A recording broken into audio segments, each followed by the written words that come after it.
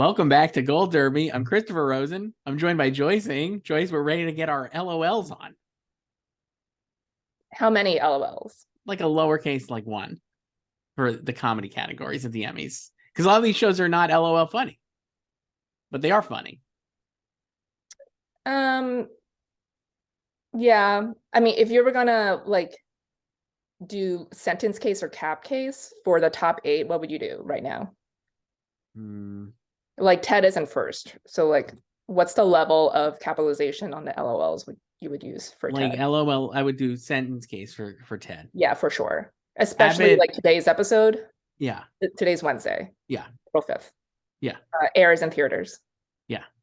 It's a big day. This is the 4th episode of Ted Lasso, I believe, right? Yes. This is the one they sent screeners for. Yeah. So this is what we've all seen up to. Now we're back with the folks, the common folks. Ted lowercase LOL. Abbott lowercase LOL, honestly. Abbott has the most jokes per minute, probably. Yeah. Did you watch tonight's episode? I did. No. Okay.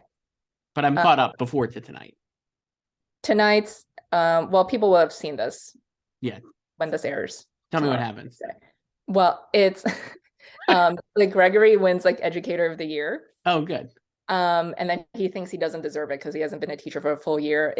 I only liked it a lot because it was like skewering awards and and how awards are performative and about optics, because Janelle James or Ava was like, it's not merit based at all, and that's great. I love that it's not a meritocracy. so Ava and Janelle is a full all caps LOL. The rest of the show is lowercase LOL for me. Yeah. But that was great. So and what else? The bear, not LOL at all. The bear is a line face, probably. Yeah. Very enjoyable. Love it, but line face. Yeah. Yeah. Only Murders actually might be LOL caps. A lot of funny. It is because it has of these 4 the most variety of jokes or funniness. Yeah. Because there's pratfalls. Yeah. Like physical comedy. There's one-liners and zingers, and then just a lot of dry humor too. Yep. Barry, your fave, I think you would do all Barry, full LOL. We can't talk about it today. No. We can talk about it next week. Right. But they send us screeners for the last season. Obviously, I devoured them. Yes. And I was saying this to my friend when I was watching them, or after I watched them, I was like, Barry is the one show I pause the most to just laugh, frequently during an episode. So it gets dark a lot, but when it does jokes and just comedic stuff, it's full LOL. Yeah. Wednesday, not an LOL. Fun show, but not a lot of LOL. Yeah, fun. No, not LOL. Mrs. Maisel, some LOLs. Because she's a comedian. Right. She tells jokes. Yeah. I do laugh at this show. I think it's actually pretty good. What We Do in the Shadows is next on our odds combined. That is LOL, but not full. I don't think it's a niche LOL. And then we could just round out here. 9 is Poker Face in our combined odds. I didn't quite laugh at that. I laughed occasionally. You know what? When I really laughed at MAGA Dog. That was I think the barbecue episode. Really okay, fun. I don't know the titles. I know it by the guest stars. I don't know. That was one with Cedric the Entertainer where she gets the dog and the dog likes the MAGA radio. Right. Yeah. Okay. And she's mad at the dog. Yeah. And she's like, "Fuck you, dog." Great. She's funny. MAGA dog. I like the Poker Face. I like the first act of the episodes when you just see the crime, see the relationships. But I really like it. But again, it's it's not a stretch to call it comedy, but I think comedy nowadays is it's something where there's laughs and drama. Yes. And the funny thing is Succession is funnier than all of these shows, but for sure, Succession can win Best Comedy Series. It should win both. So number 10 on the odds is Shrinking, which I found very LOL. A lot of laughs. I didn't laugh as much there. It's Shrinking is another Ted to me. Yeah. It's I amusing and just kind of huh. Yeah, a little bit of that, but sometimes haha, a little. I mean, I did LOL at the finale. The Like finale is great. the cliffhanger, literally. Cliffhanger. I also really LOL. You know who made me laugh the most on Shrinking is Ted McGinley, who I loved on Married with Children, obviously. It was good. Jefferson, Yeah. It was like a incredible. good 6-man performance Holy in cow. Shrinking. Yeah. So funny. Just coming in, slaying and leaving. It's Mhm. awesome performance. It's so old school sitcom-y. I just love it. I just love it so much. He comes in, does like a few lines, and literally walks out, and that's his whole thing. No, Multiple yeah, times. he's great. And like even like Harrison Ford, like he has like he's really good on it. And then he does like some funny stuff, but I wasn't like, gut busting laughing at what I he think was I mean, doing. yeah, a couple of times. And I love Siegel. Jason Siegel I love, so I laughed a lot at him. And then we could keep going. I mean, this is scintillating stuff, but the top 15 we could go through. The Great was next. I didn't watch those screeners yet. I have not watched those either, but I like it. I have laughed at it. Sure. So Next would be Reservation Dogs. yeah, like not full LOL. Like the next ones here, like they are funnier than The Bear. Sure. Righteous Gemstones, I think, is pretty LOL. Yes, yeah. And Beef, similar Beef to the out right now. Beef out right now. As you're watching this, I laughed, but it's not a comedy. It's a dramedy. Dramedy. And then Atlanta would be the top 15. Yeah. Atlanta, I've never really LOL'd at. The show I LOL'd the most at on this list as I'm scrolling here is Party Down. Just full on, absolutely. Did you enjoy the finale? Love the finale. Love the whole season. Absolutely. Do me another. We have so much Lizzie Kaplan this season. A lot of Lizzie Kaplan, like which I the love. TV season, not the season of Party Down. I would rank her right now. Fleischman A++. Then Party Down for her and then Fatal Attraction credit scene, and then yes, she's also in Fatal Attraction. Period. Yeah. So we can talk about Fatal Attraction when it comes out. Some other time. Yes. Party Down, though, great. I loved it so much. Ken Marino just slaying, one of the funniest people alive. And the show is just so good. It had not missed a single step. It's so funny. No one will. It's got, in the combined odds, 7 people predicting it out of thousands of users. Well, the Emmys have never cared about it. And it's also on Stars, sadly. It's a true shame because it is funnier than most of the comedies that will be nominated if you're going pound for pound laughs. Not necessarily it's better than the ones that will be nominated, though it was a personal fave. Party Down in 30th place. Yeah, maybe I should just throw it in. Behind Emily in Paris. It's behind Reboot. Yeah. You also liked Reboot. Yeah, it was fun. Mm-hmm. So comedy, Joyce. So what do we got? Beef. We loved Beef. That was a big takeaway here. Yes, Beef is great. It's what did we say was? It's still in 14th. Yeah. Place. I do not have it in series yet. So I don't either. We talked about this. I mean, I went with the top 7. I feel like are pretty set, and then 8th maybe is fluctuating, but maybe you could say 7 is too. But I have Ted Lasso, The Bear, Abbott, Only Murders Barry, Mrs. Maisel, Wednesday, and Shrinking.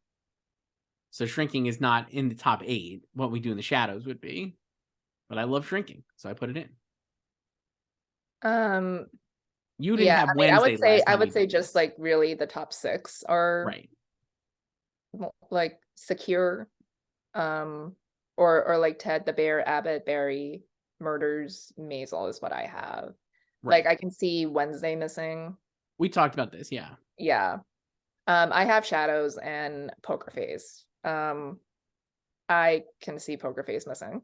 So I think so too. I could see Wednesday missing. I actually have Wednesday in 8th. I have Shrinking up in 6th now. I think Shrinking could get in. It's not going away. People are finding it more and more. It feels like it is a show that has a new show that has. It's not going to be, I don't think, as strong as Severance was, but in the similar vein where it premiered in January and like people kind of like found it as the season went along. And like now it's like more popular than it even was when it was airing. I don't even think it's that like popular with the people. But it just needs to be popular with the industry. I will say so. I think like I think that is true. Yeah. Like I don't think it's like, like it's obviously not like a TED level hit or even like you were saying like a Severance hit, which was like popular with the people while it was airing. But that's also because it it had like a mystery factor and everything. But Yeah, like shrinking is like nice. And I also think if like it's something, maybe if you're watching Ted now, if you're a Ted stan, like you might just watch that too. I can never tell with Apple how users watch shows on there, because like they have like Ted, is like their baby, right? Like their top dog. And like the morning show was their flagship show with which they launched the service. And actors obviously like it, but it's never gotten into series, you know? And but then like this, like some of these other, like they have good stuff on there, like a lot of good stuff, but I can never tell like who is watching what and like how popular it is really. So you're gonna laugh at me because I know when we do this, you're like, I don't know one real person who watches. I don't know any real person. I literally know multiple real people who watch Shrinking. Like my parents, my friend Chris, my friend Alex, and his wife were watching it. So like people are finding this on their own. They have Apple and they were watching it. So I do wonder. Again, like Apple, I think actually, I was thinking this recently. I'm like, Apple is probably my favorite streamer because it has all this stuff I really like. I just love all their shows, and I think the quality of the material is good, and also the shows just look good. It's like when I look at websites, well, they have money. No kidding, and they spend it well, because I'm like, I think about this. Do you ever do this when you're reading websites, Joyce? I'm just like, if I don't like the way the site looks, I'm not even going to bother reading it. Like if the site has to look no, cool. I sometimes I send links to friends. I'm like, read this for me. So and then they like take screenshots and send me highlights. I'm like that with like my shows too. So for a long time, and still HBO is like the cream of the crop. Their shows are prime. They look great. They give it like a cinematic quality to it. Apple does too. Of the other networks, streamers, not as much. Let's say you can see where they're maybe cutting some corners. Well, we know Amazon is spending a lot of money. They are. They are. It's no, but it's, I mean, you could spend money, but you still need the quality of the shows to be there. And Apple has a lot of stuff, and I don't think all of its stuff is great, but a lot of the stuff is, and it's just like, are people finding it? And like, I mean, like your circle, that's your circle, but I'm like, like nothing is like like a Netflix style kind of brand hit, or like HBO style, like I know people who love slow horses, like sure, but like they're also like within the media industry, right? I mean, Beef like will be a much bigger hit than Shrinking. Let's say more people will watch Beef than Shrinking. Yeah, more people will watch Beef. It'll probably be more polarizing than Shrinking. Shrinking is like, what's like the word? It's more like broad appealing, whereas Beef takes a lot of swings. I was trying to think. I'm like, will people actually like Beef? That's one of the things I was. That's what I'm like curious about, and why I have not put it in yet. So I've just Steven Yeun in. Same. I didn't even put Ali Wong in, and I was my mother and father were just here, and I was talking to them about the show, and I was like, oh, I don't know if you'd like it, but you should watch it. I was like, it's pretty good. I was like, he's great, and he was like, Glenn from The Walking Dead, and I was like, yes, but he's been in a million other things. Yes.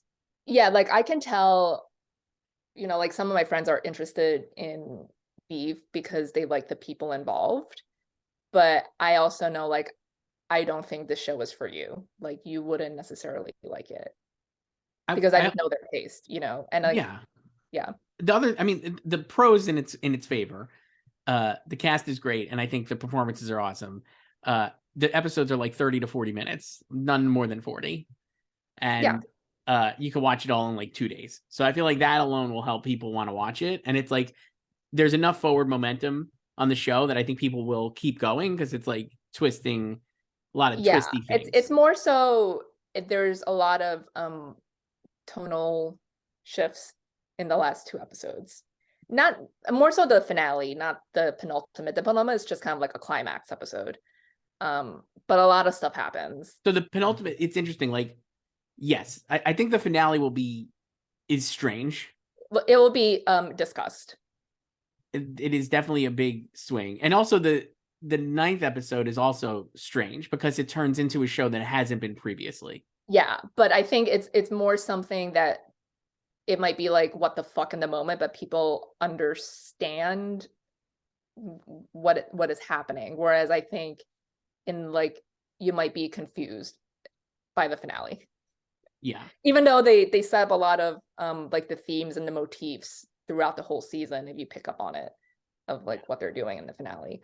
So let me think here what else. So that I don't know, I really like I want to put like I guess we'll know better as the season, like as the weeks move on, but I would love for it to catch on because I think there's so many like worthwhile things to get nominated in it. yeah, like I think if it becomes like a big thing, and if we see that, you know, like famous people are also responding to it, like the industry is responding to it, then I would feel better about including it.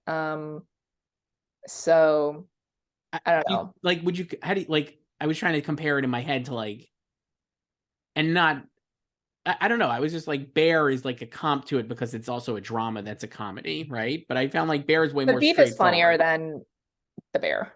It's funnier than The Bear, but also The Bear is more straightforward. Like, there's not Yeah. like, it's not like taking these huge tonal swings. Yes.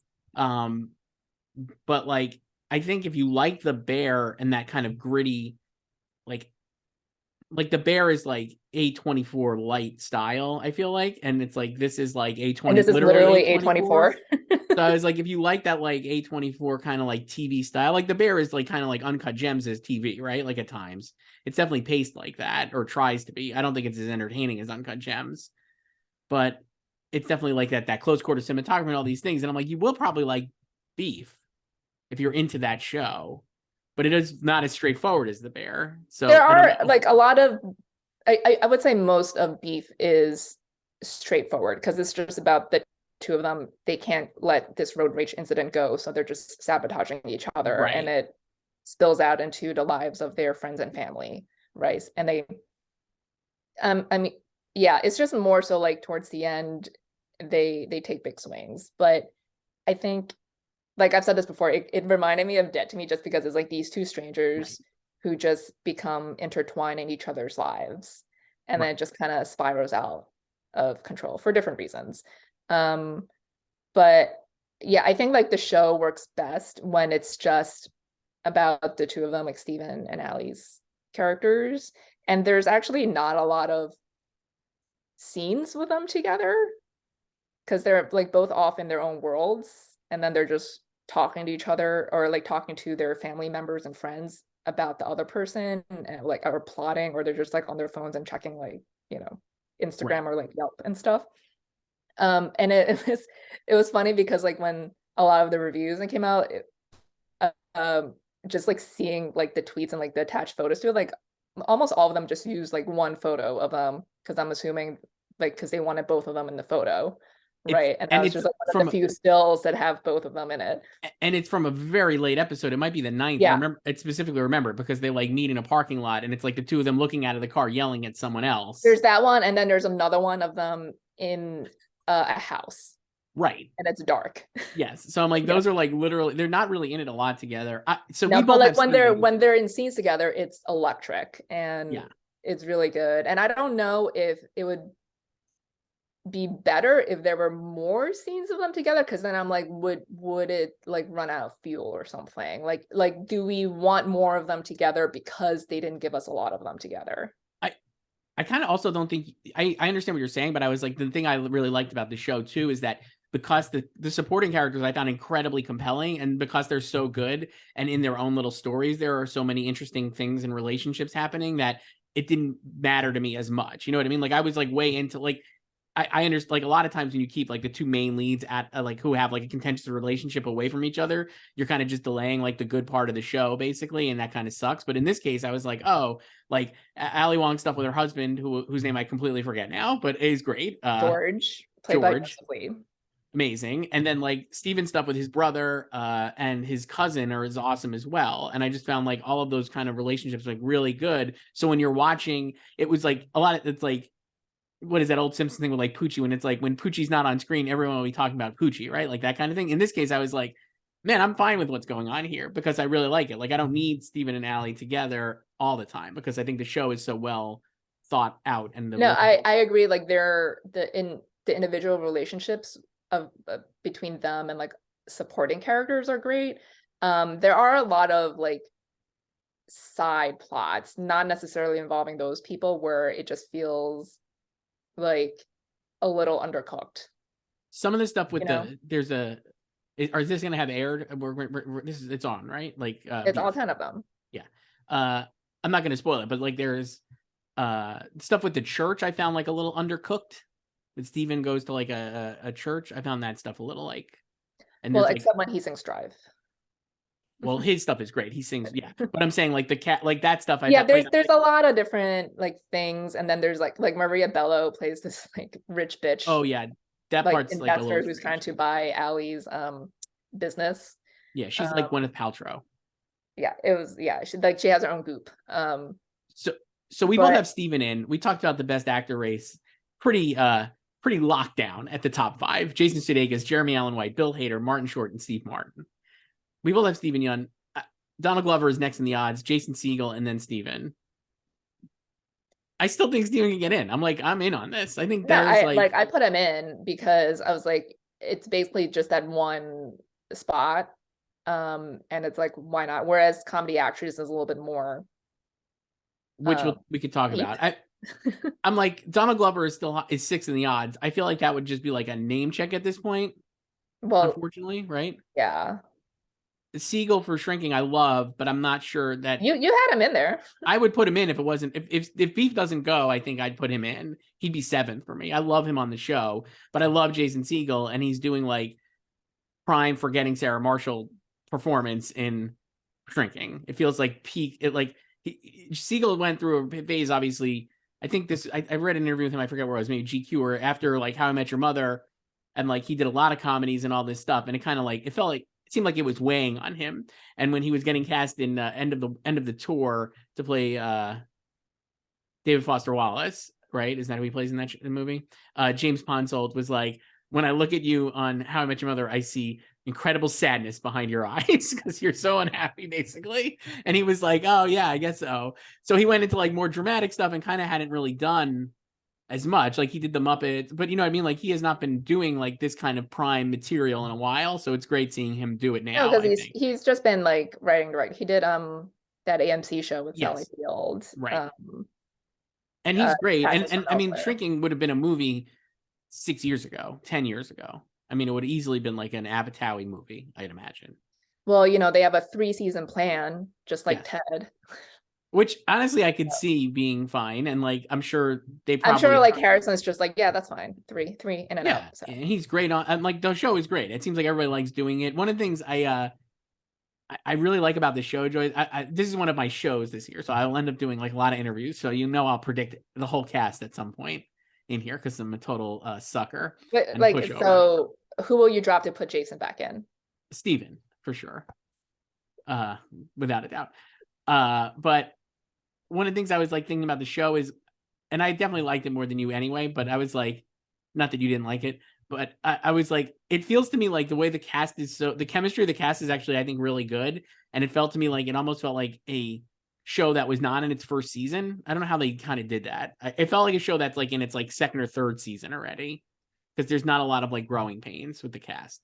They're just like in. I mean, that's just good casting and chemistry. So you can't really, right. It's not a science. So it's just like they got the right people and they all clicked. I also wonder if it's because outside of Harrison Ford, everyone on the show who has a major role is like a veteran of TV comedies, and like they've done it before.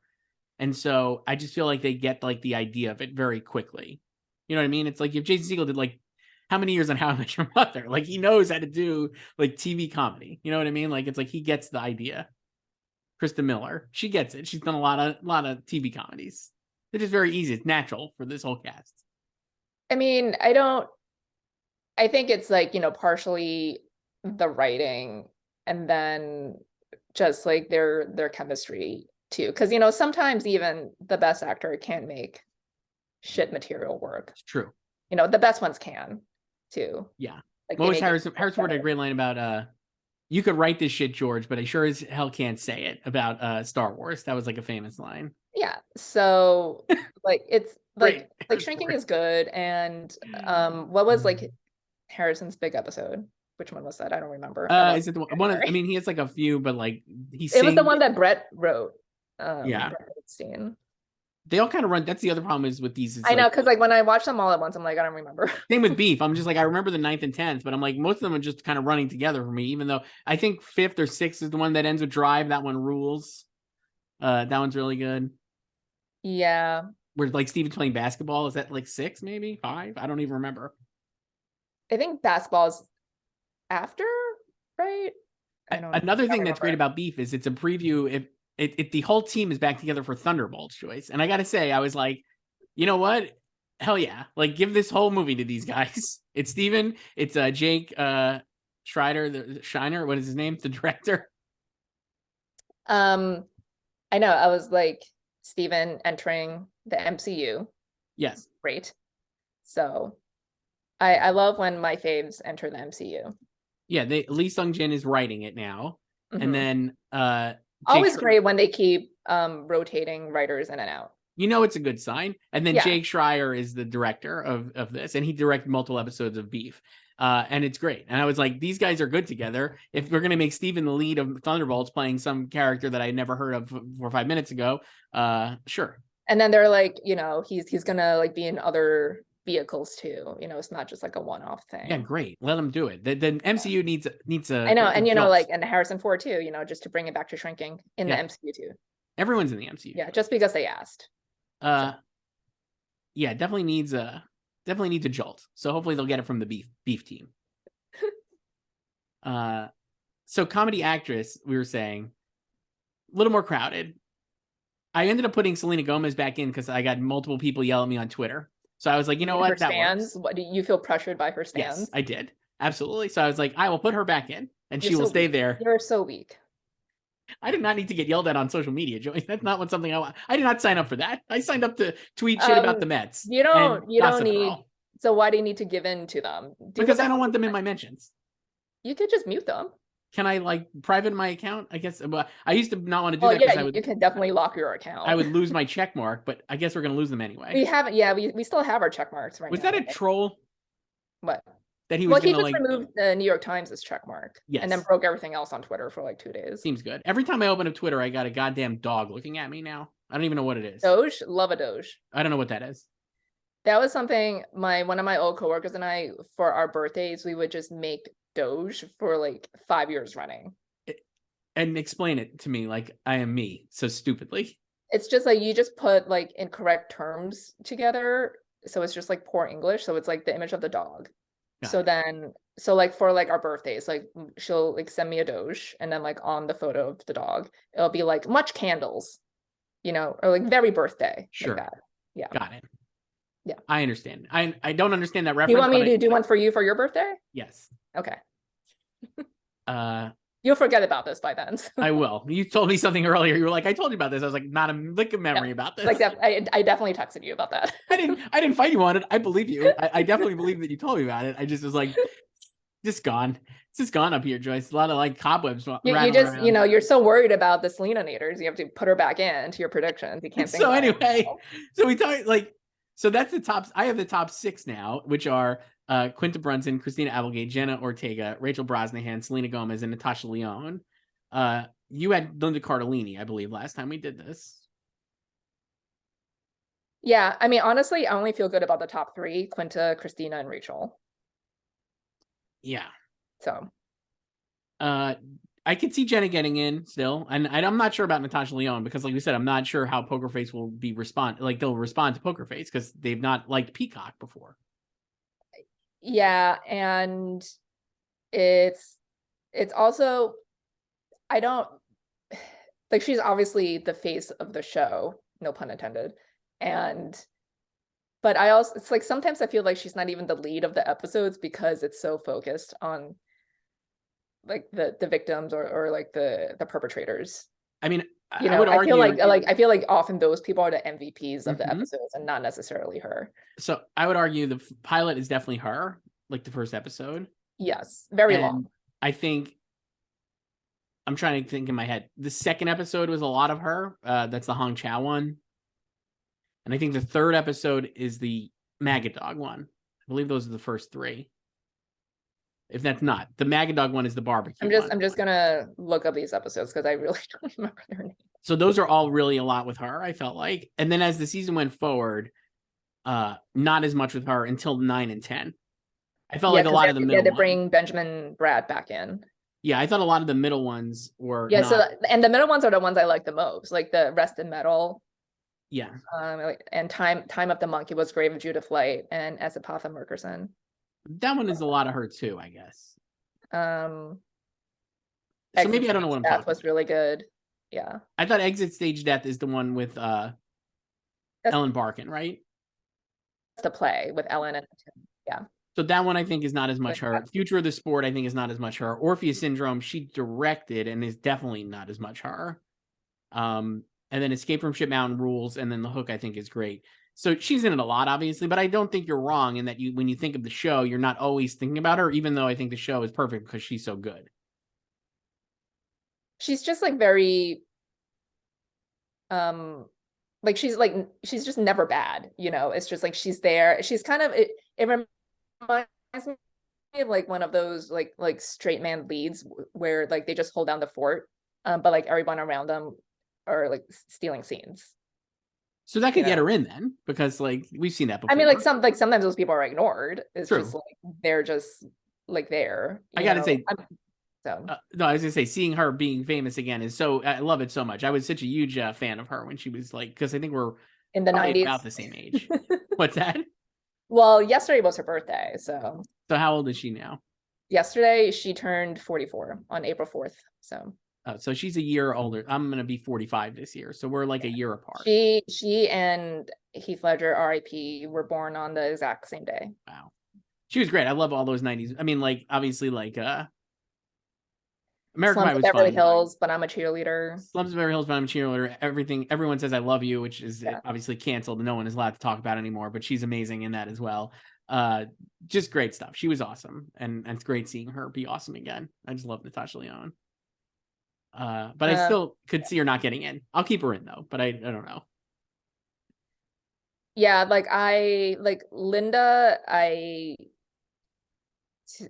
she's like, I wouldn't even call her a Hope Diction because I'm like, I don't really care if she gets in or not. No offense to her because I think she's great on the show, but it's like, you know, I think she can get in if people who are voting for Christina or like thinking about the show in the last season, which I don't know how much they are because that was in November, you know? Right. So, but like it is such a two-hander that I don't know if you vote for Christina, you wouldn't also vote for Linda.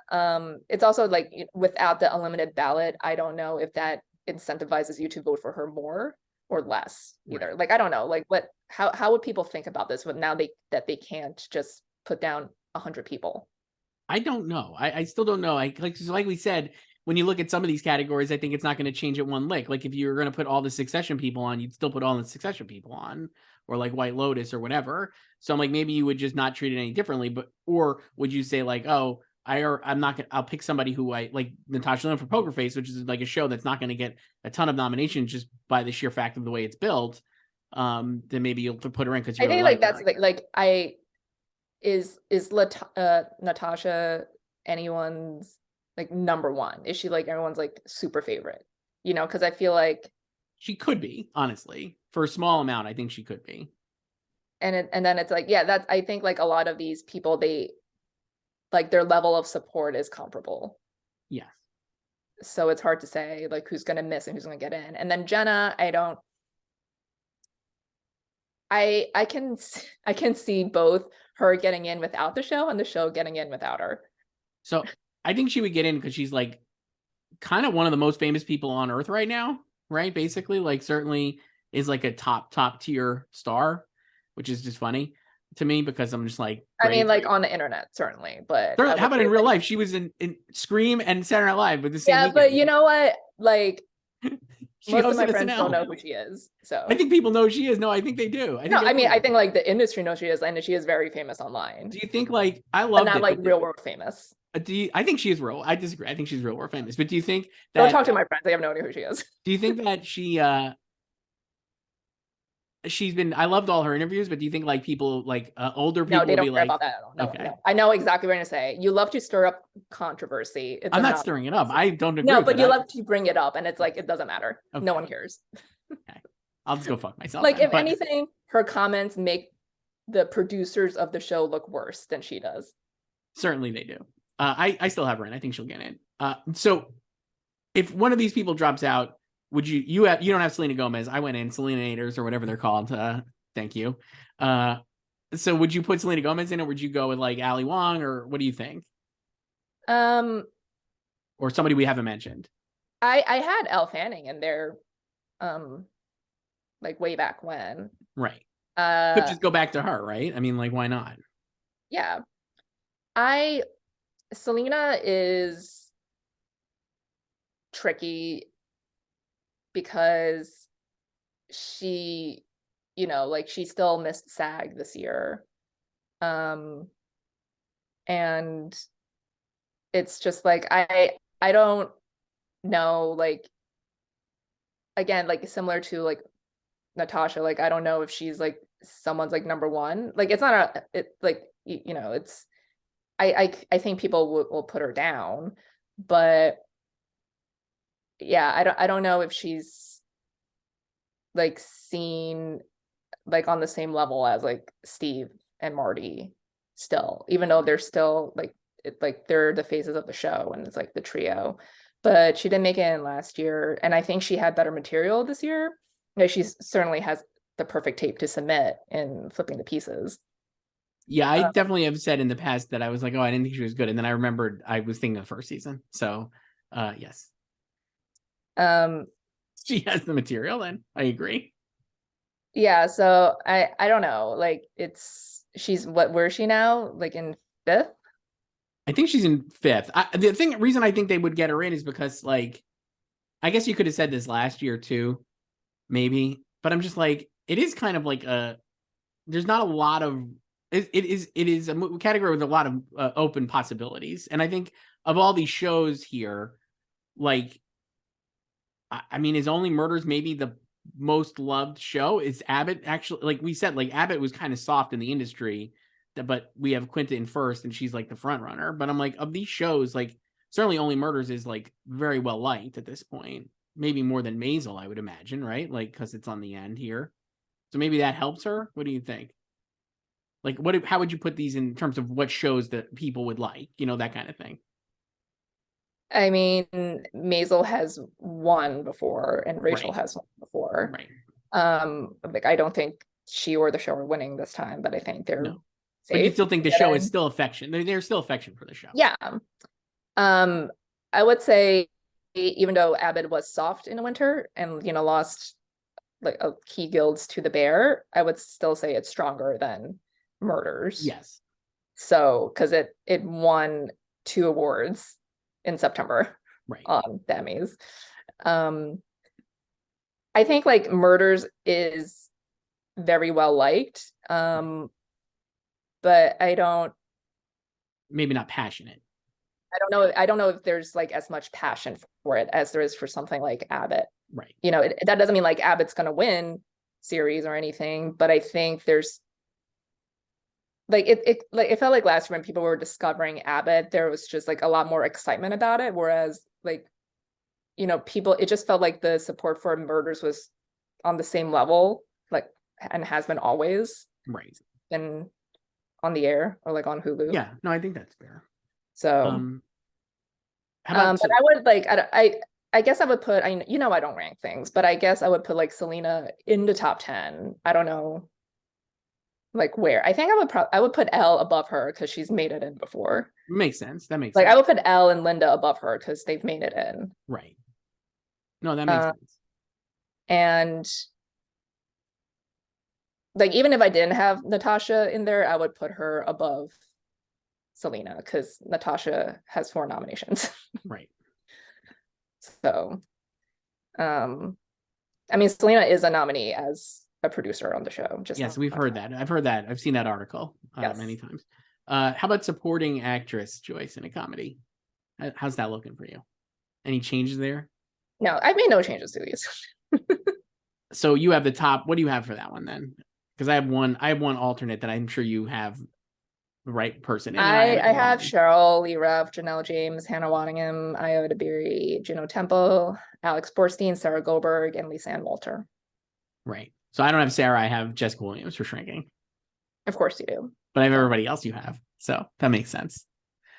This feels like a lot less opened, I feel like. I mean, seemingly people are Sarah Goldberg is. I mean, like, I just want Sarah to get back in. Well, it seems like like she's an eighth. Most people are expecting that, obviously.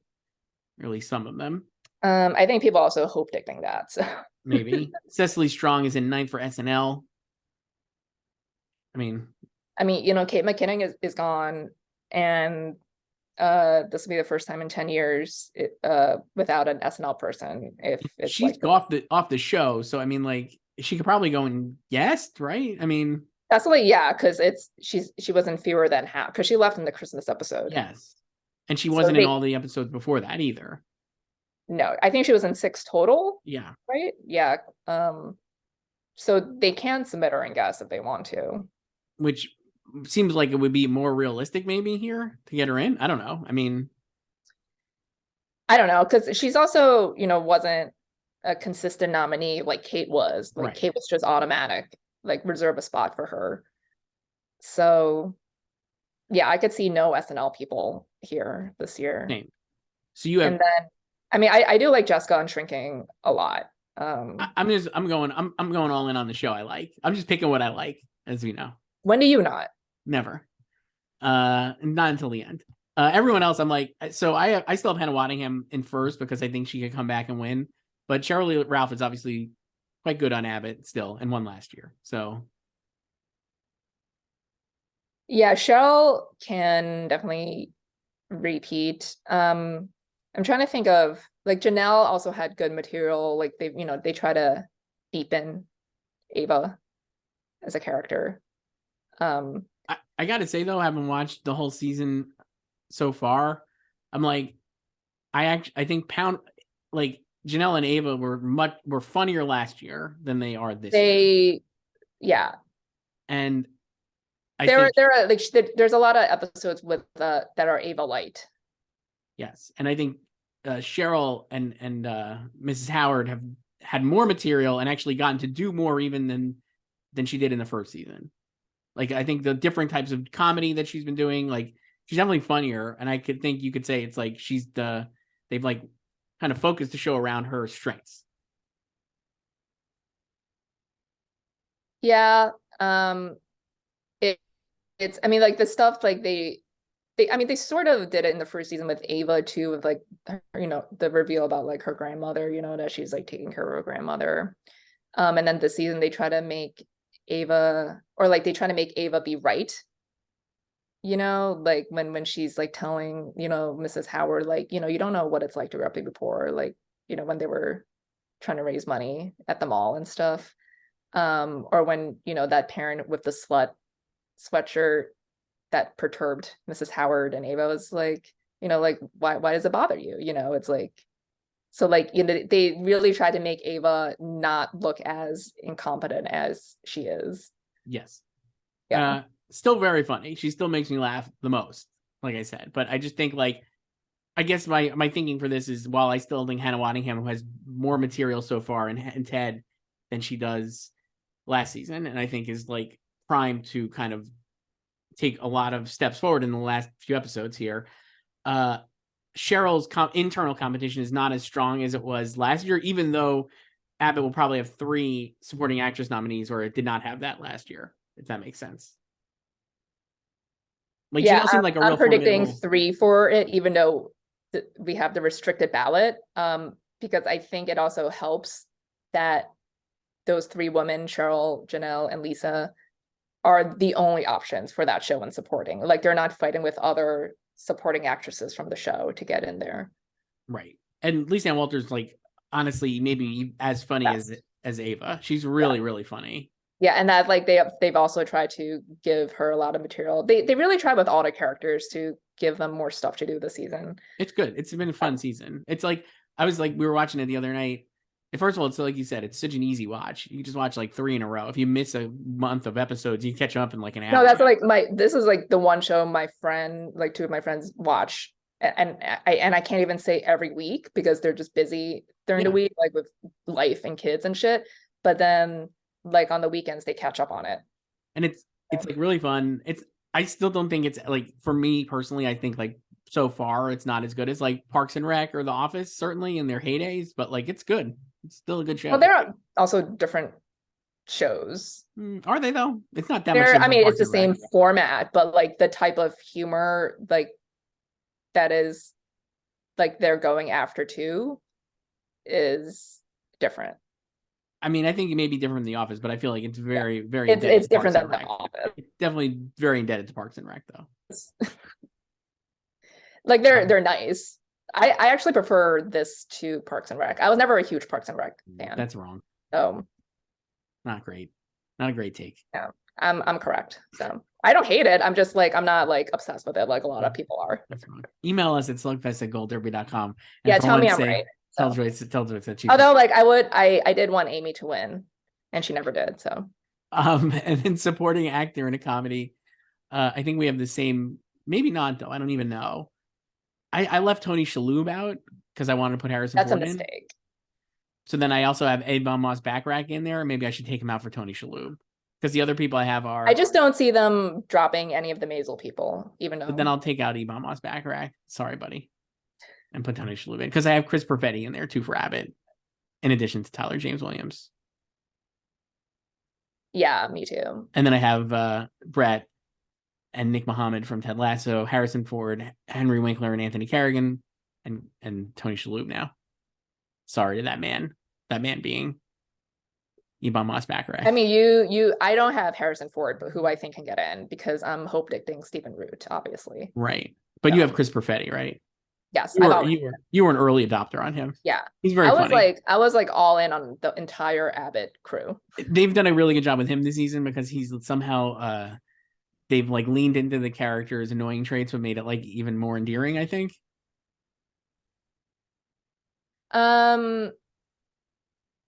Yeah, it's like I think what was that? It was the Mirror episode, right?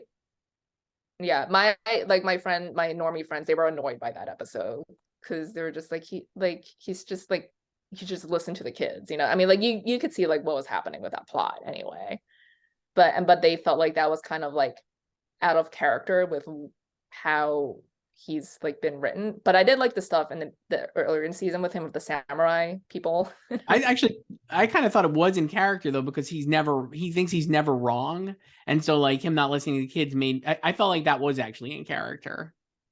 It's like it is, but I think it's that like he's trying to impose what he wants onto them. Like I understand like him like liking that stuff that he likes and like that's what he wanted, but it's like they felt like he shouldn't have tried to impose what he wanted onto them. But I mean, he ended up losing. He did because like that was the whole point. Like he learned his lesson. Yeah, like we knew what the story was going to be. I thought it was good. I actually thought that was a good one of him, and I thought he's like been fun this season. Yeah, he's had a lot of good lines. It's a good show. Yeah. And then do you have Tyler James Williams or Brett Goldstein? Tyler James Williams in first. Yeah. To win, I have Brett. Me too. But Tyler James Williams somehow moving into first. I think that's just because like he won the Globe. Yeah. So. But Brett's really, you know who's funny? Brett Goldstein. Just a good guy. Seems funny. He could be the first three-peat in this category since Jeremy Piven. And they've run Roy back again, and it has not lost any ounce of its entertainment for me. Are you at all concerned about Juno? A little. She has not a lot of stuff to do. So I am a little concerned, but like we had just said, like there's not a lot of other options there. I don't know. I just think that she'll like assuming there's like gotta be future resolution between her and Roy's relationship, right? Like that will probably be enough to carry her in here, but like if it was a stronger category, I think you could argue that she'd be on the outs. It just doesn't seem like there's that many options though otherwise. I'm assuming like she'll have, stuff in the back half. Yeah, like because like they're setting up that she'll have stuff in the back half, so like she probably will. Yeah, I mean, I think she's fine. I think she's safe for the nomination. Me too. So, but if it was a stronger category, I think you could make an argument that maybe she wasn't. But it's not that strong, or it's not that deep. It is strong. It's not that deep. I mean, they're like, who else? Who's behind Cecily and Jessica? Oh, I mean, it's all 100 to 1. Oh, there's a Michelle Yeoh for American Born Chinese, which I can also see them just punting to the family and children Emmys that exist. Zazie Beetz for Atlanta. So Gwendolyn Christie for Wednesday. I mean, not a lot. But supporting actor, this one, there is a predicted SNL nominee, Bowen Yang in 8th. That's true. I do not have him in though. I don't either. Could be wrong. Could be a mistake. He's like Chris Perfetti's not very high in the eye. I mean, Ebon Moss-Bachrach is above Chris Perfetti, but like I mean, I totally understand this top 8. Like, don't get me wrong.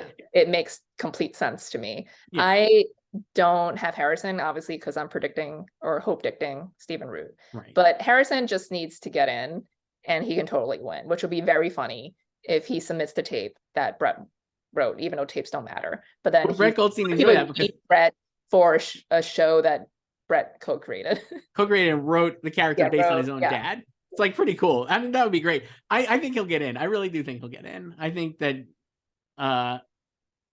the thing that works in his favor is that not only is he Harrison Ford, who's like one of the most famous people who's ever lived, but it's a surprise in that he's actually good on the show. I mean that like as a compliment. Is it a surprise? I kind of think it is because did you think he was going to be bad?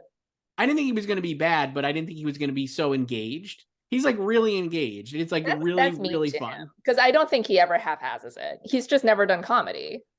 Have you seen Rise of Skywalker, Joyce? But like that's just a paycheck gig. You know that. Sure. He was great in Force Awakens. We can always tell what's a paycheck gig, but like this, it's like he's coming to TV between this and 1923. Yeah, no, he's great. I coming just to TV, like he's doing comedy first time. Yeah, well, a lot, and maybe that's an unfair assumption, but I think a lot of people I know who like love Harrison Ford dearly, I think he's a curmudgeon IRL, who have been watching him for years, know that like there was a period of time before his like current later days renaissance where he kind of phoned it in, it seemed, or did not seem as interested in certain things that he was doing. And maybe, but again, right, I think you can always tell what those gigs are. Yeah, and this one though, he's like in. It's like really good. So I think he'll get and I think it's also, like a challenge for him. Like he wanted to do this because he's never done TV and comedy. So the thing that's so funny, I mean, like I love the narrative and it's gonna be great and gets him in, that's fine. But I was also thinking, I was like, he actually is like he has done comedy because like all the characters, like the reason people love the characters that he created in these iconic movies is because they're funny. Yeah, they are funny. Like the thing is like most dramatic material and characters are funny, but it's just like nominally the whole project or whatever is not seen as a comedy. No, I understand. I was just like, it's funny to me that everybody's like, I can't believe he can do comedy. It's like, well, if you watch Raiders Lost Ark, you know he can do comedy. But I just am surprised that he is so engaged in the show. I guess he's like really good on it, and he seems like a really nice. The thing I love, this is now a shrinking podcast. I don't know if you knew that, Joyce, or a video, a shrinking slugfest. But I love how he's like really good with the younger actors. I feel like he has like great scenes with like a lot of like the cast of like the non. This whole segment is just you being impressed by Harrison Ford doing his job.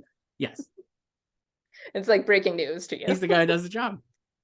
So that's supporting actor. So we don't have the guest categories yet, Joyce. They'll be up now probably when you're watching it. But I have a couple of emails, and one of them was specifically about the guest categories. The guest category in comedy. So why don't we read that now? You can email us at slugfest@goldderby.com. This one is from Pete, who we haven't got an email from before. Thank you, Pete, for taking. Are we going to keep track of everyone who emails us? No, but I mean, I know the same 10 people email us, but this guy. There's Grammar David. There's Harold and Maude. There's the other David. Right. We have another one from the other David, I believe, today. Or is Great. he the other David? Maybe they're both Davids. There's no other David. They're just Davids. Anyway, Peter writes, love the show. You mentioned last week that you can't see anyone from Poker Face currently getting nominated in the guest categories. If someone does get in, who do you think has the best chance? Did we say that? I don't remember. I have no idea what we say. Well, we might have said it. You might have said it. I'm not saying you're wrong, Pete. I think what it was probably me who said it. I think what I was saying was that I can see them all like splitting the vote if they're all on the ballot, and there's not a consensus like one or two favorites or something, because there's a lot of them. So I'm looking now. It looks like you can act. We could do this live, Joyce. It's actually live now. Are you gonna do this? No, but I'll just read through like what we got from Poker Face just because. So Judith Light, potential, right? Sherry Jones, Stephanie Hsu, Chloe Sevigny, Hong Chow, S. Apatha Murkison, Ellen Barkin. Those are the actresses. We could start there since I don't want to go to the actor just yet. I mean, of those, I would say like Judith Light would be like a high point. Yeah, it's like all those middle, like Judith, Asapatha, Murkison, Ellen Barkin. Cherry Jones was really good, although I think like Nick Nolte was the MVP of that episode. And Cherry will get in for Succession, so just straight up. I mean, like, will she win both categories? No, but she probably win for second. Nan Pierce, baby, rules the best. Again. But I need Harry and Walter to win because I want each of them to have an Emmy. Like I love the Chloe Sevigny. I actually thought Chloe Sevigny was great, but I don't think that it's a showy enough thing to get her in. No, I know some people. I feel like her performance was eclipsed by the subsequent episodes. Mm-hmm. Hong Chow, I know people really like, but I was not a super big fan of that episode. I didn't think she was in it very much, but she wasn't. So I would say like if I was ranking the actresses, for me, I would say Judith Light and then Stephanie Hsu and then Esapatha Murkison would be my top three for Poker Face, but I'm not sure any of them would get in. I would. I can't decide between. I think I would do Ellen. Wow, nice. And then who do you think is going to get in this category? I don't know. It's a lot of names. Here's some of the names. I'll just read them off. Lauren Weedman for Abbott. Iowa DeBerry for Abbott. Taraji P. Henson for Abbott coming soon. Amy Ryan for Only Murders. Shirley MacLaine for Only Murders. Jenna Ortega for hosting SNL, your favorite. Harry Walter for Ted Lasso. Sarah Niles for Ted Lasso. Yeah, a lot of options, a lot of big names. Jane Lynch times two. Last year when Hacks took over this category. Yeah, I mean, Poker Face could do a Hacks, I guess, and get like 3 in here. Yeah, I mean, it's just hard to tell because they haven't really responded to Peacock, right? And then, I mean, it seems like the industry likes the show, or like they at least like the people involved, yes. like Ryan Johnson and Natasha Lyonne. So, and then for actor, for Poker Face at least, for comedy guest actor, we got Ron Perlman, who's good, but not someone I would predict. Nick Nolte for his episode, which is I thought really great, and he's awesome. Adrian Brody, the King. Lil Rel Howery, who is awesome in his episode. Colton Ryan, who I just saw on Broadway, Joyce, in the musical New York, New York. How was he? Great. He's awesome. He could sing and dance. Did you not know that? Nope. Because he was in Dear Evan Hansen, so. There you go. I didn't see him in Dear Evan Hansen. I saw Dear Evan Hansen with but he was also in the movie version too, so. Oh, who do you play in the movie version? He was Connor. Oh, he was good in the movie version. That's a good movie. I don't care. I thought that was a good movie. Sure. Just Gordon-Levitt for Poker Face, which was great. And that's it that we could predict.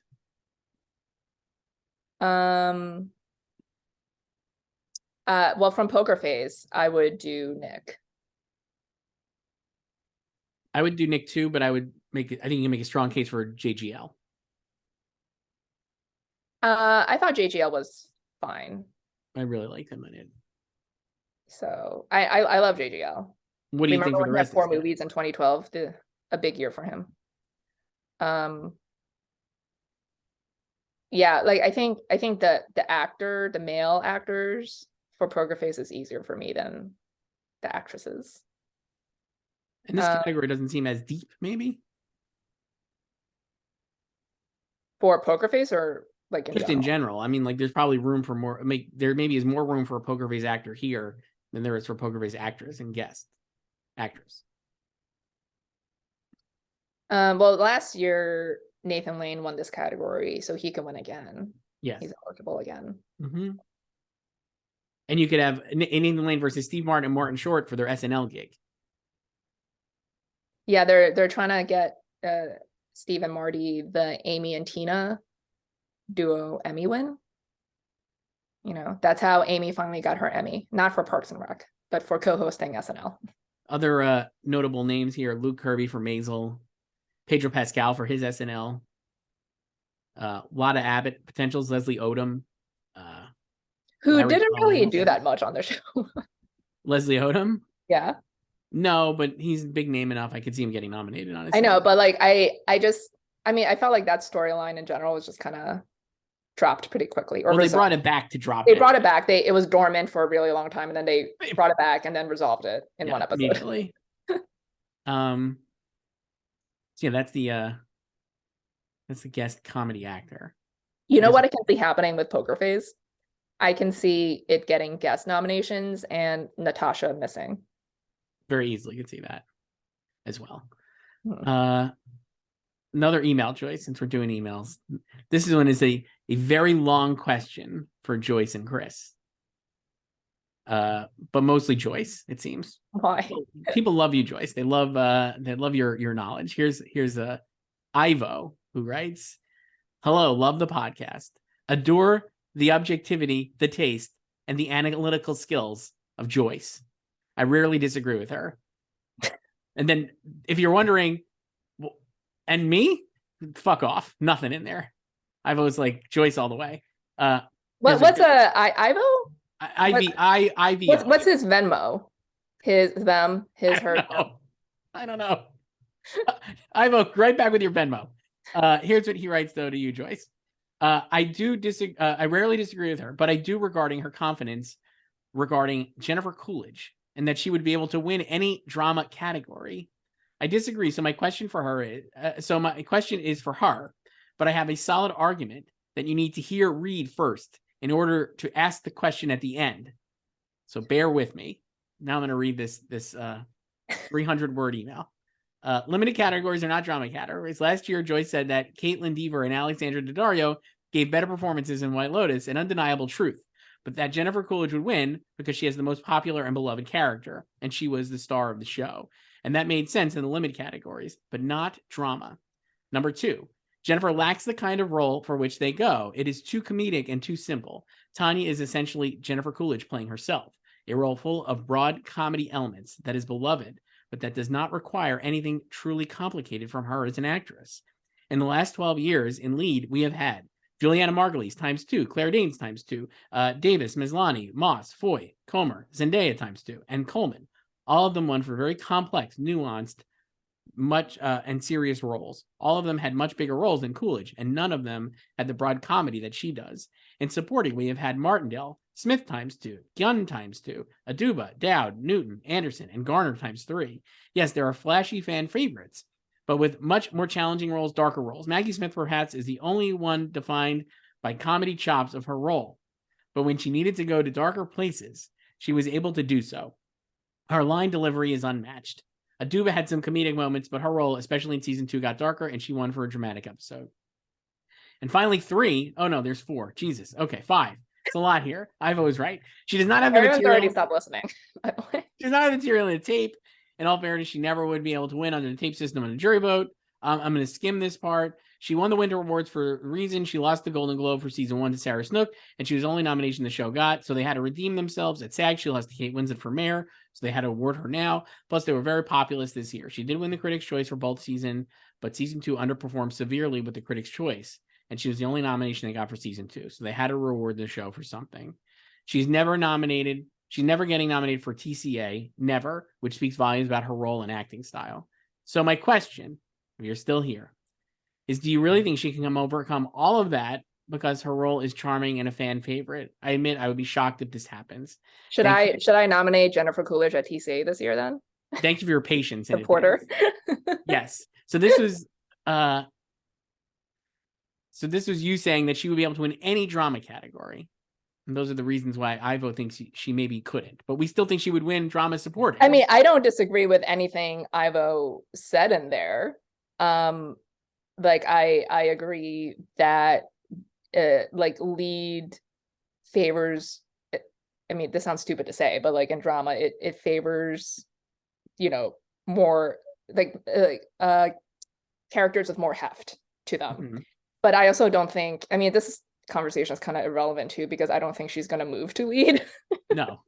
So it's like, it doesn't matter.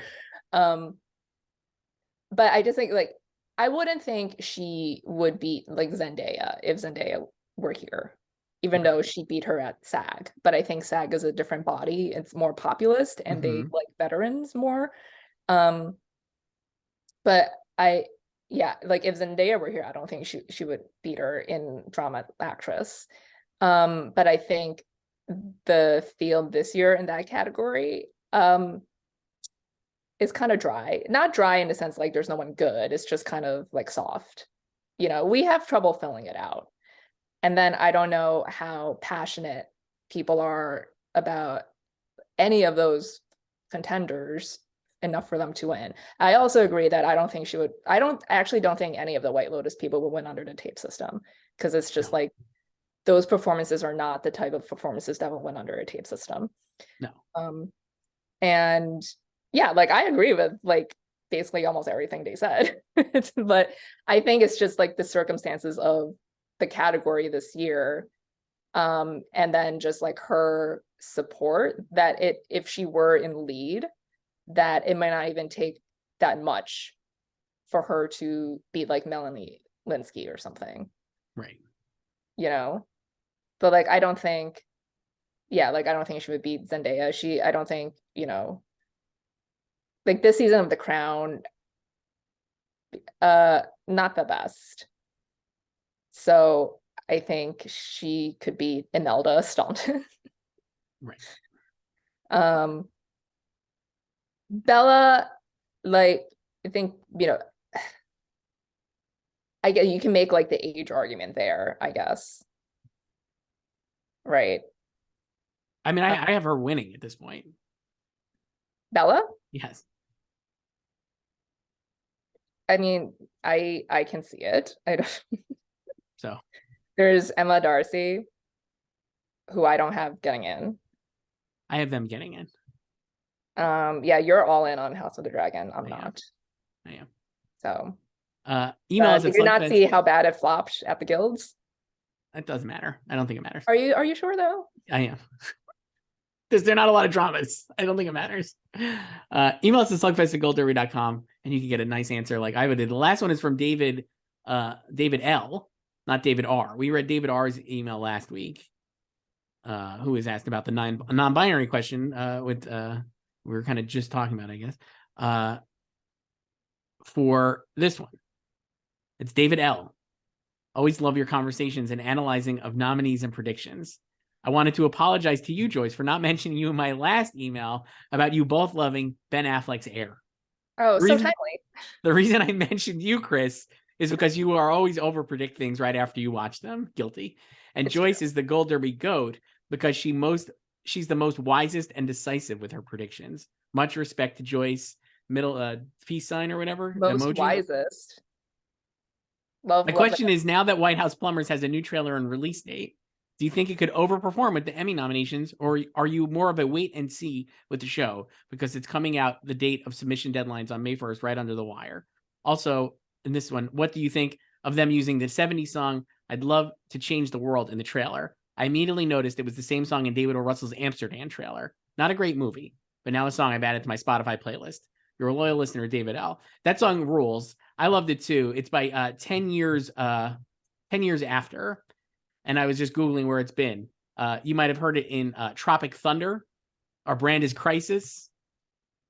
Remember that movie?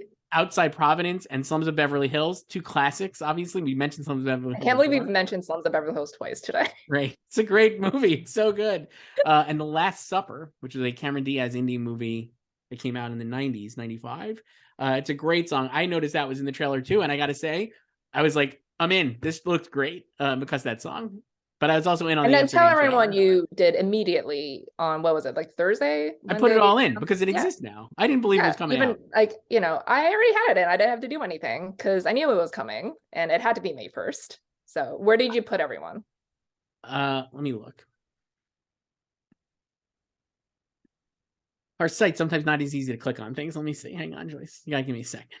Let's see. So I have it in limited series. I'm still hope dicting my 2 faves, Fleischman and Daisy Jones, in 1st and 2nd. I'm just goosing those odds. I don't give a shit. But I have Lighthouse Plumbers in 3rd over Monster. I also have Woody and Justin Theroux in. Oh, you did. You put him in after I shamed you for not mentioning him. Yep. Yeah. Got them both in. And I don't have any. There's no actors from the show, it looks like. And then I have Lena Headey, I think, for supporting as well. And I might have put in. Did you put in Donald Greer? I put in Judy Greer actually also because I took out Olivia Colman. A lot of people like she's very high in the odds, and I'm like, are people just predicting her because she's Olivia Colman? That's exactly why I was predicting her. I'm like, why? Just and because this is even before the reviews came out. Yeah, that was why I was predicting her because she's Olivia Colman, and then the reviews came out, and I took her out. I have Judy Greer and I have Merritt Wever in for Tiny Beautiful Things. Love Tiny Beautiful Things. That is that's also coming out. Is it Friday? I think it's Friday. I think so. On Hulu. 30-minute episodes, perfect length. And Merritt, I don't think, do I have her in there? Yeah, I do. Okay. Yeah, I have Merritt and I have Catherine Hahn in, an actress as well. Yeah. They're both great in it. And you know who's also really great? Sarah Pigeon, who plays the younger version of Catherine Hahn's character. So and then I also have Don Nolan for a double nomination in the supporting actor category for limited series. You know what? It can happen. This category is, I mean, like, we still got Full Circle hanging in there. Can't wait for HBO to date that one. It'll be data for like August or something. So not a deep category. So yeah, I ended up having from none to 2, 4, 6, and then a series nomination as well. What was even the question? Like, can it win? I just remember. My question is that White House Forums has a new trailer and release date. Do you think it could overperform with Emmy nominations, or are you more of a wait and see? I obviously would overperform. I haven't even seen it. Yeah, I haven't seen it. They haven't sent out yet. But it'll have recency bias, but I think it would need to really explode. Kind of, it has the Chernobyl spot. It's Monday at 9. 5 episodes. And I think it would have to be really big and catch on. It's hard to tell now because there's such a deluge of spring releases, as we know, and there's, you know, mass TV. So it's like, what are people prioritizing to check out? Like, they might not check it out because it's so late, and like they're gonna watch other shows or shows that like their friends have watched already and have told them to check out. So I don't know if it'll overperform, but I think it does have, you know, the HBO brand behind it. So I think that helps. It's not on like a lesser or like a non-Emmy fave network, right? And it has, you know, very familiar, famous people in it, and it's about a real political event. So I think there will be interest in it. And yeah, you know, the limited field is not very deep, or like it's deep in that there are a lot of things, but like it's not like super strong. Right.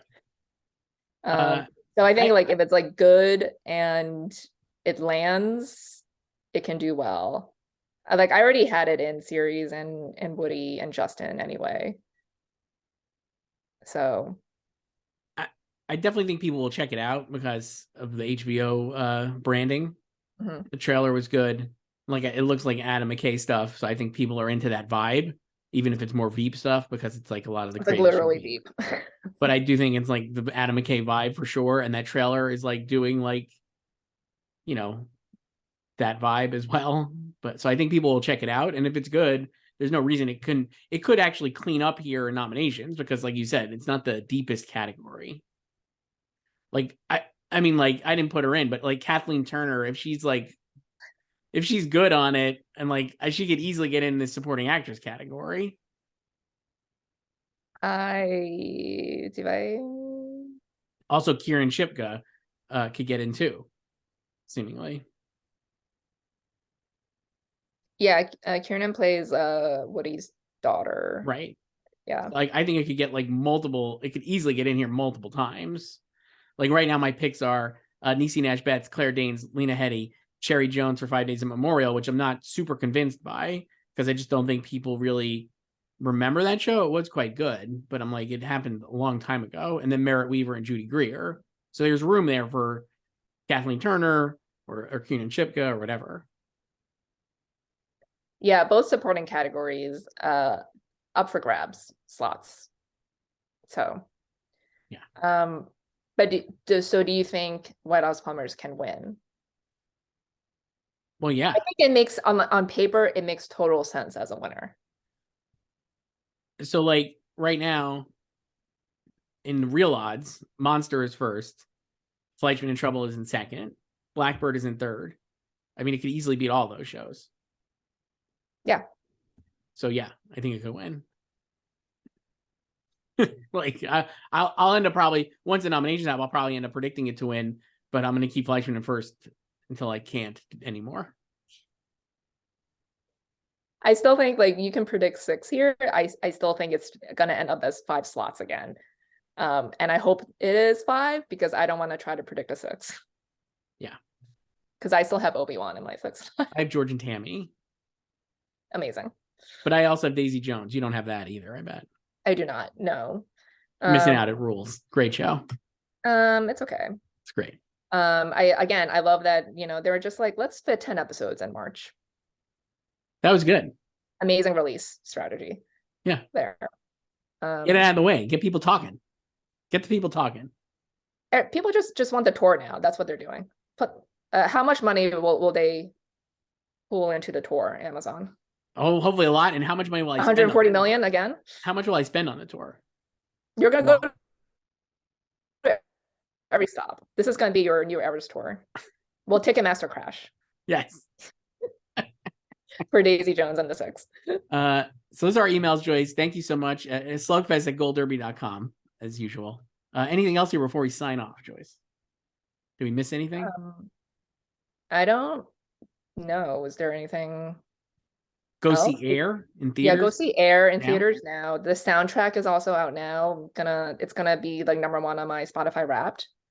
I saw you could pre-order a cassette, and don't think I didn't click on the link, and don't think the link didn't work. So I'm a little upset with the press release. They just didn't time it correctly. It goes to like a login for my email, so it's good when it goes to like a Microsoft Outlook email like login. Yeah, and then you're just gonna get spam later too.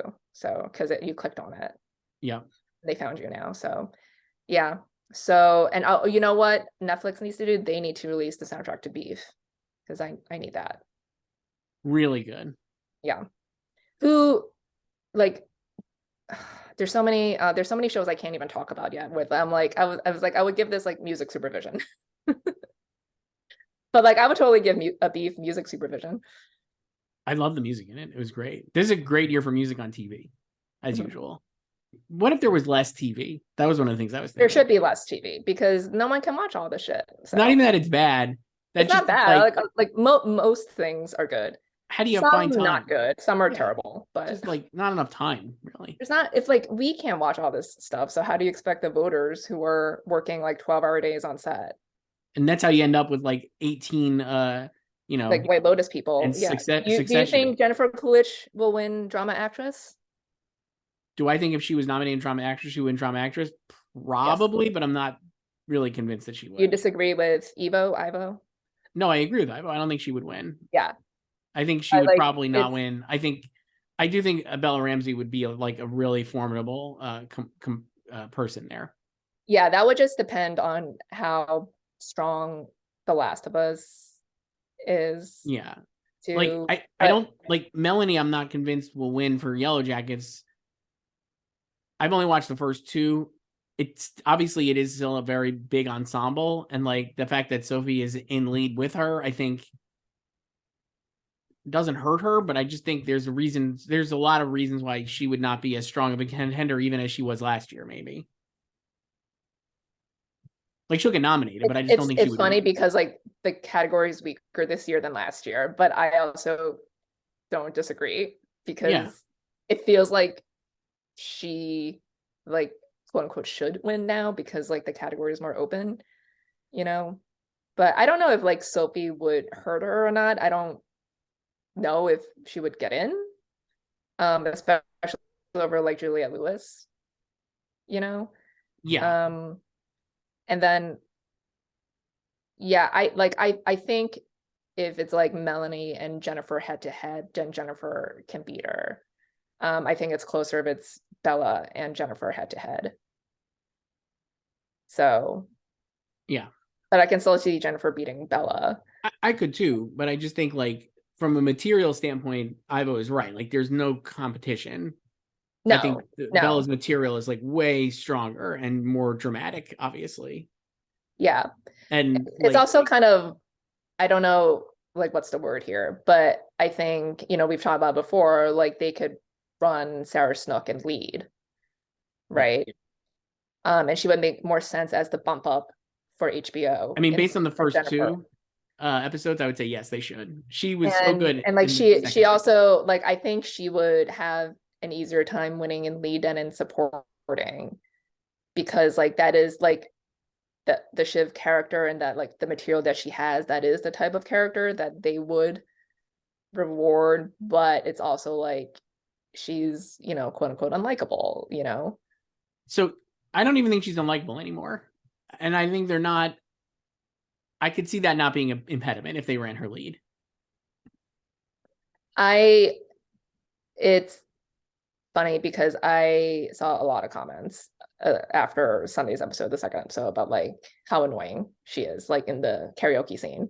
I guess maybe you're right. I'll take it back because I was listening to a podcast recap show, and the host, who is a 55-year-old man, was like immediately like "fuck Shiv," basically. Not in that terms, but I mean, we've talked about this. So I was like, I thought it was interesting. So like, we didn't even talk about Succession, but you know what? Now we can, Joyce. The real ones are still here. We were going to end this, but now we're going to talk about Succession. I wanted to talk about this. So like, we talked about like we've only seen the first two, right? And I don't know what happens going forward. I think you maybe know more than I do, but you're not going to spoil it for us, so it doesn't matter.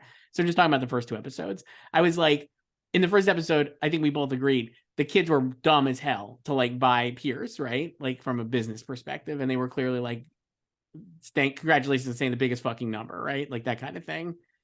This episode, though, I was like, I think they're like, tell me what your take was on how they're like their strategy. I think Shiv started out like Shiv and Kendall are both like screw dad and like definitely on a revenge tour against him.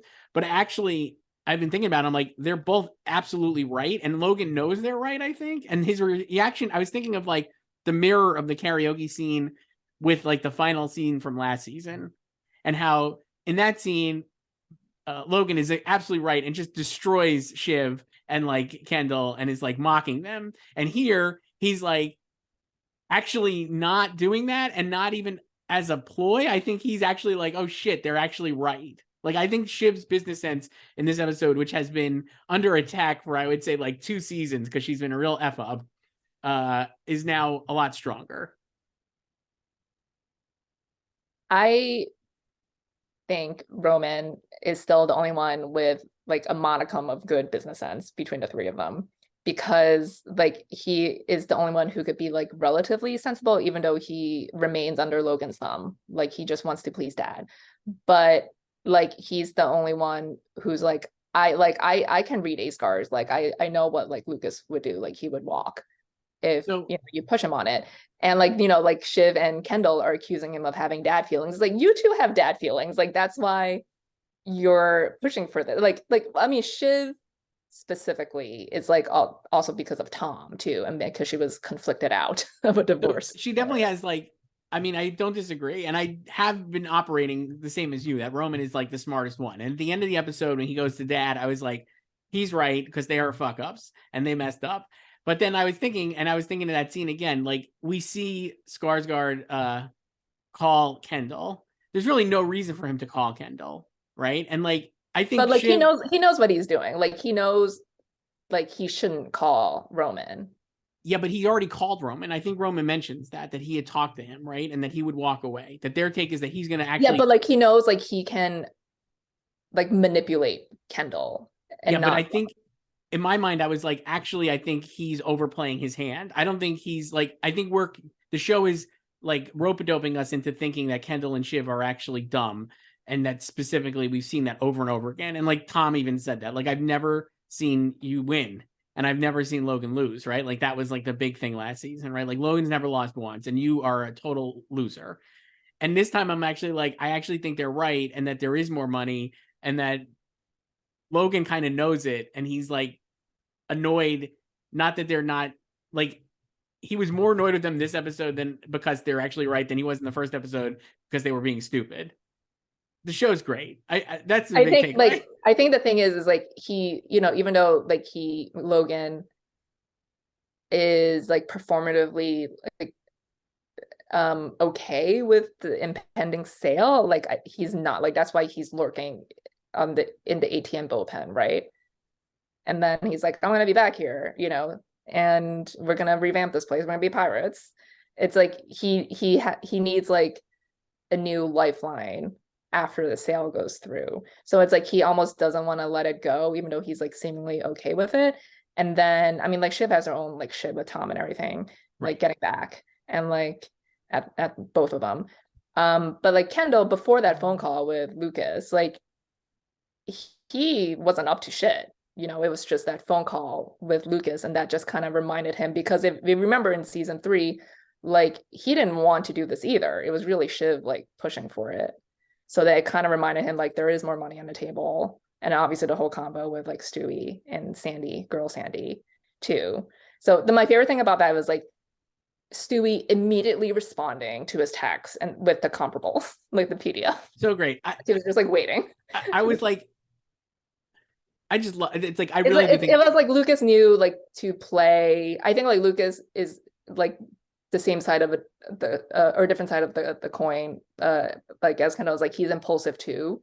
It's like you have to walk around with eggshells with him, but like he knew like to toy with Kendall and not Roman. And then you just saw like immediately after the phone call with Kendall, and like he doesn't tell anyone else about that phone call, and then he just like acts like he's changed his mind and like jumped to Shiv's side. Right. But like he has an ulterior motive. He does, but I think he's right. I think they're actually right. That was my big takeaway. I was like, I know Roman is the better business person, and he definitely has been, and he was right about like the Pierce sale and like all of those reasons. But I was like, man, this show is too smart to like just make these two be so stupid. Like I just think they're like onto it. I love. They're not. They are smart, but they're stupid. Like they're not like stupid. Well, that was Roman. I'm smart, but I'm dumb, right? I'm dumb, but I'm smart. Yeah. Roman is the smartest. So I thought that for a while, but I was like, I think he's actually like his emotional acuity is tight. It's tight, but I think he's actually like letting it cloud his judgment a little bit now. Like the problem with Roman is that he doesn't hold his ground. It's like you and the Selena stands. You don't hold your ground when you're pushed. And like Roman, he doesn't I definitely have a lot of Roman, I feel like. When he's pushed by like Shiv and Kendall to like when they're pushing him like, oh, we need to do this. We need to like turn against that. We need to buy Pierce. And then he's always like, don't push me. And then he just caters. Like Roman has to be a Libra. Do you know when these people were born, Joyce? I mean, he has to be a Libra. There's no doubt. He acts. We don't know any of their birthdays. I mean, like Kieran is a Libra IRL. His birthday is the day before yours. No, so that's why he's like they're playing Oh, themselves. but like I don't That's like what he's like. He they've, definitely is. they've Libra. celebrated birthdays on the show, but we don't know the dates. Joyce, it's the greatest show. I just love it so much. Are you ready for Connor's wedding? I can't wait. I saw some behind the scenes photos because I like one of my friends walked past the set when they were shooting it by the Intrepid. I mean, there's a lot of footage. Yeah. When like the bar scene, I was like, oh, that's McManus. Yeah. But there was also like footage of like fans just filming them when they were filming last summer. Just this is so much fun. If you're still watching this, thank you. And we'll talk to you next week. We were gonna end this like 20 minutes ago. What were we gonna do next week, Joyce? What do we want to do? Next week, what's happening next week? Next week we can talk about Barry because the embargo will be up. So all right. And then what else? Oh, Maisel is back next week. Oh yeah. I can watch those screeners maybe. Yeah. Add to the list. Too much stuff. Many things ending next week or starting to end. Too much stuff. Yeah. All right, we'll talk to you then.